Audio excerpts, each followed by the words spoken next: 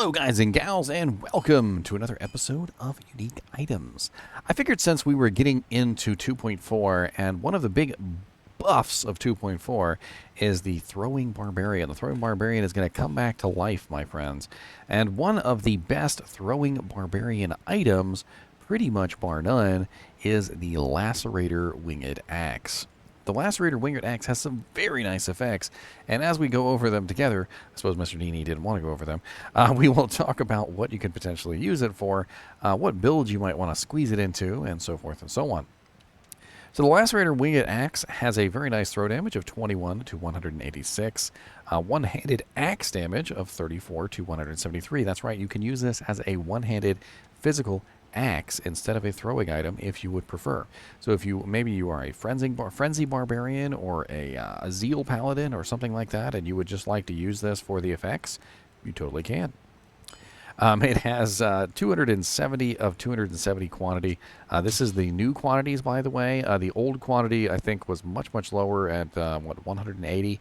They increased the quantity of all throwing items across the board in 2.4 Public Test Realm, and I'm pretty sure that is going to remain in the final version, but we haven't gotten the final version patch notes yet, so do keep your eyes and ears out for that.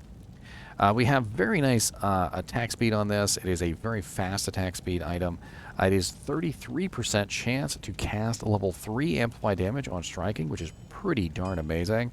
Not only is it providing you with a relatively nice level Amplify damage, it also has an extremely high percent chance of proccing it.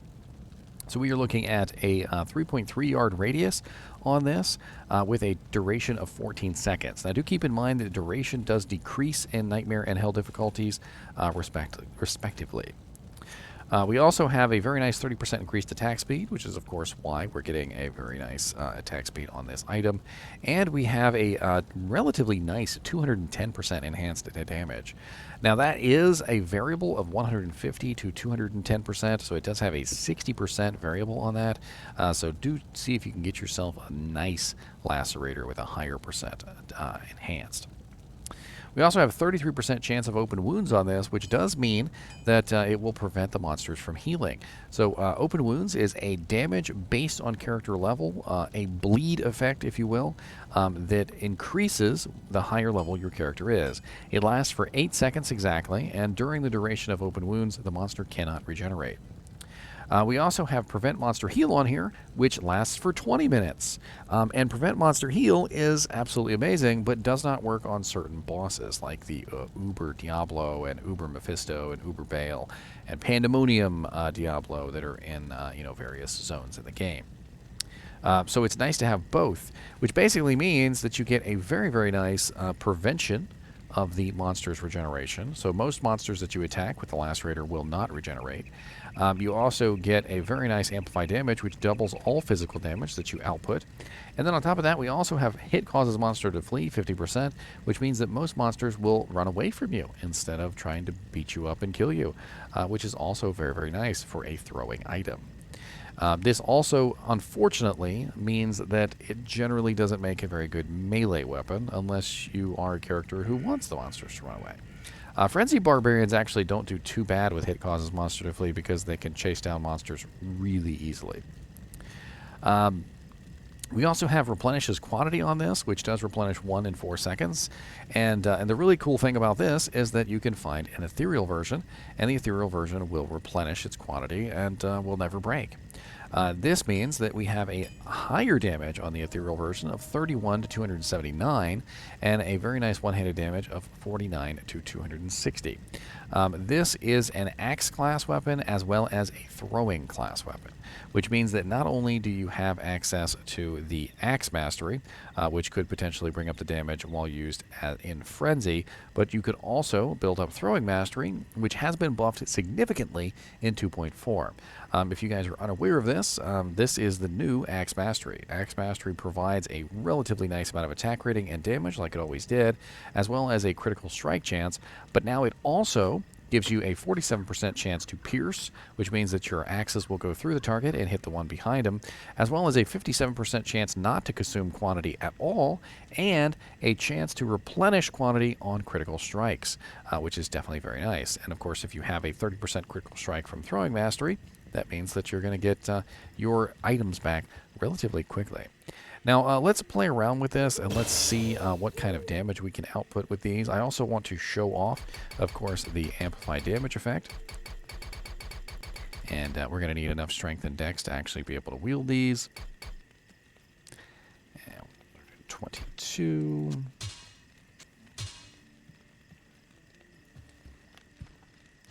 And we're going to go ahead and grab Double Throw.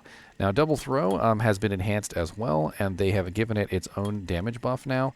Before, Double Throw did not have its own damage buff and had to rely entirely on Double Swing for any kind of additional damage. Now it has the Double Swing synergy as well as its own bonus damage, which means that it gets a very nice increase in general. You'll notice that now I have some pretty decent damage, but when you combine it with the fact that I am, of course, utilizing a very nice amount of Amplify damage as well, you're going to notice that it's definitely going to smack really hard. Once the amp procs, once the various effects proc, it's definitely going to be a lot better than you think. And let me make sure I've got all my synergies in here. And then we'll go ahead and we'll beef up the cries as well.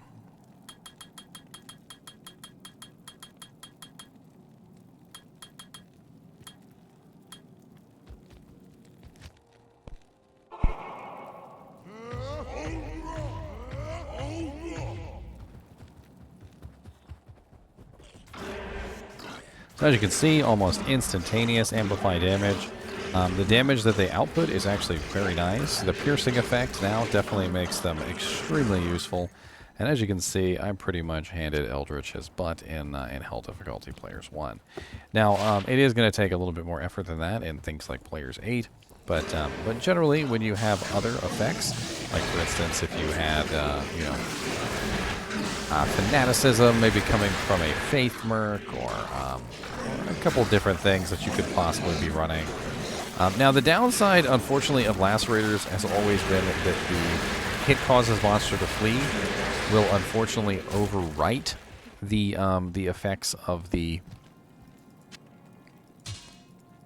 Amplify damage. And I just realized my Merc is like got the most OP here in the world. I wanted to take that off of him real quick. So, unfortunately, there will be a sort of a combat between the two effects. And this is important because, of course, you know, if you're relying on that Amplify damage and it's constantly being overwritten by the Howl, that definitely doesn't make things easy. But, you know, the Amplify damage is on a 33% proc. A 33% chance to cast, which is just absolutely ridiculous. So despite the fact that it will get overwritten by the hit causes monster to flee, I think you will find that it doesn't really matter because it's proccing all the time and it's literally just constantly being spammed every single time you're hitting the ability.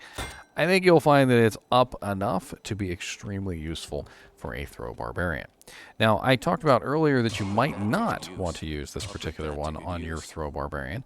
Well, there are other items, like for instance, the Gimmer Shred has very high elemental damage, and Amplify damage obviously doesn't help elemental damage. I've actually used 2 Gimmer Shreds to great effect to get a extremely high amount of elemental damage for killing physical immunes and things like that, which could be beefed up in different ways.